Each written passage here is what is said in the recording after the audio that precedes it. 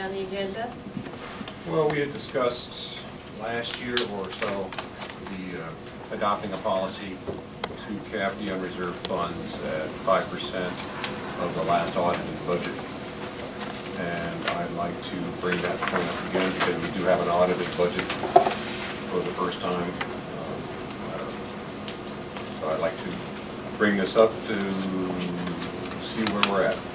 What people are feeling like it. I feel it very strongly that if 5% is an acceptable number, and it seems to be from our superintendent, at least back in that time. I would say that. Okay. I'm rethinking that given all the unknowns that we have. It was like a different time that year.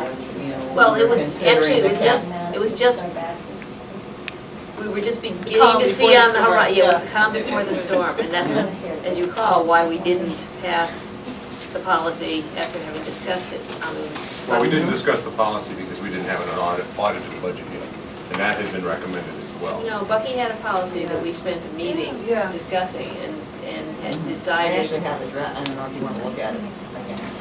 What you were looking at. Right, and the decision was, while we all thought in spirit that the idea was a good one, in reality, with the what we could already see as some possible unknowns ahead, we decided it was not the year to put anything into. Let's watch it and see. And what we've seen as we've watched. We did turn money back to the town. We did.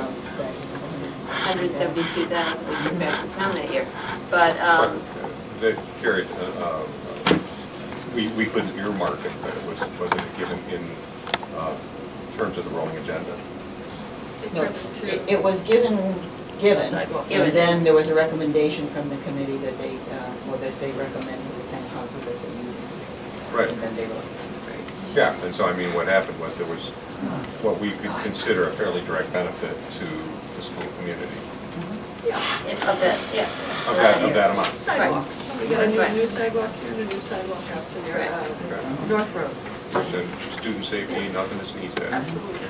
Right now, I guess I would ask Jane if she has any kind of idea of what percentage of our budget is in the unreserved fund as it stands now. I didn't look up that, but Because the last time I looked at it was 12%. that's probably very close. Yep. So, Because we have 5% of our budget now would be about 485,000, something like that. Would be 5% is. So it'd be more like 10%. so twice of what proposed policy. Well, yeah. I mean, other people can chime in, but I, as an individual committee member, would say that I feel even more strongly now than I did when we first looked at the policy, that this is not the time to be considering policy. I still agree in spirit that as a school committee, when we're in the position to do so, that we should be returning money to the town.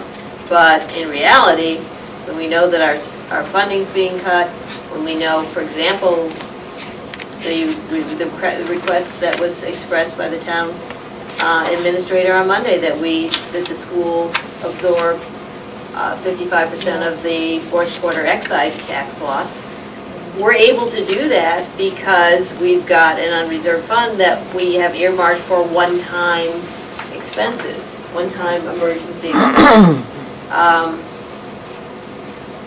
I think that it's more important now than ever that we keep that. I don't want to call it padding because it's really not padding, but that we keep that.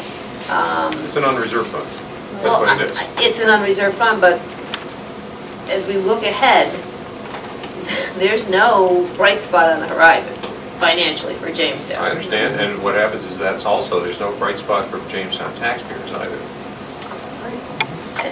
And what happens is, my point is entirely this. Right. I understand the fiscal exigencies. I heard Julia's concern about the worst case scenario of having to pay or do something about the buses. And, but that's why you have an unreserved fund. And so I guess my point is I would be interested in finding out more specifically, instead of just saying, the times are bad, let's keep all this money in abeyance. How much money should we keep? And I'd be more interested if it's 7%, that's 7%. And what happens is the extra alleged 3% that's now in the unreserved fund, that extra money, it's not ours. And what happens is I agree that we need to keep in mind that it's not going to get any better. But I've also been reminded as well by members of this committee and to myself that there are one-time expenditures.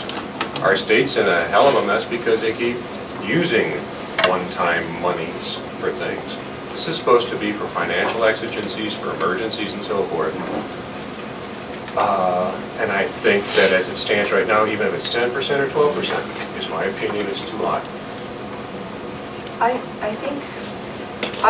think of this as unreserved kind of slash contingency fund, and I think the nature of school operations, and I'm not a budget person, I'm comfortable with some kinds of data, not so much with other kinds of data, but I've been so surprised at how well our school administration is able to put together budgets with so many variables that you have absolutely no idea about from year to year. I mean, the idea that all of a sudden there could be double the number of kids at the high school at $10,000 each for tuition, or, you know, one out-of-district placement for a special needs child that is unanticipated because you didn't even know they were going to move into the district the previous year.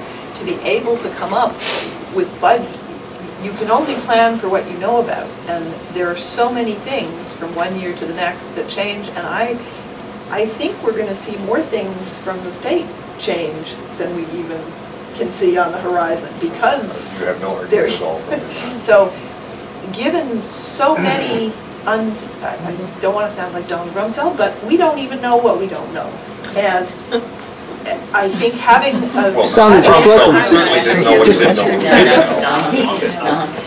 Well, anyway, Well, just as far as unknowns, we this week had a new child move into the district who does not speak English. We at the next meeting will be recommending hiring an ER teacher because that's the requirement by law. And that was not at all planned, but we have to have a certified person for this one student. and if that's a permanent resident, maybe you can't really consider that an unexpected or one-time expense. If it's a family who's here for the military and is going to be here for 1 year, I think that is sort of a one-time expense. Well, it is Right, it is so- a unplanned expense Right, for this year. for this year, right. It wouldn't if they But remain in town. we don't have it in the budget right now for next year. Right. Well, maybe they'll learn to speak English this year. Put them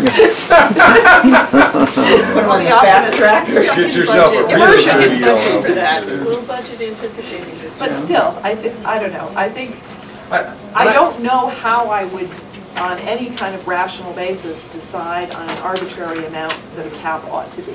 I really don't. I don't know how I would, the idea of having a particular level of our percentage of our budget set aside makes some sense, but since I don't know how you can even begin to come up with a budget given all these unanticipated Well, let me put it variables, this way.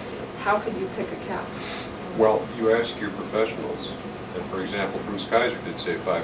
For the town, on the town side, 15% should be in the unreserved fund. Yeah. Now, at this point, We I'd have be... way more unexpected expenses. We than did ask do. our professionals, remember, at the time. Yep. And actually, they seemed not It's too like enthusiastic about the idea at all. Right. But I'm answering Julia's question. Yeah. That's how you determine it. Because I don't know either. I just know at this point Yeah, that agreed. I would like to revisit this, and I will be revisiting it every year in terms of the unreserved fund. I'm not going to make a motion to accept the policy. I just want to make sure that we all understand that if it's not 5%, what is it? And how much money are we keeping in abeyance for what? Oh, no. Got a comment from the audience member. Yes. You're the I professional. think when we have more facts, we could get maybe to a percentage, but because we do have that pending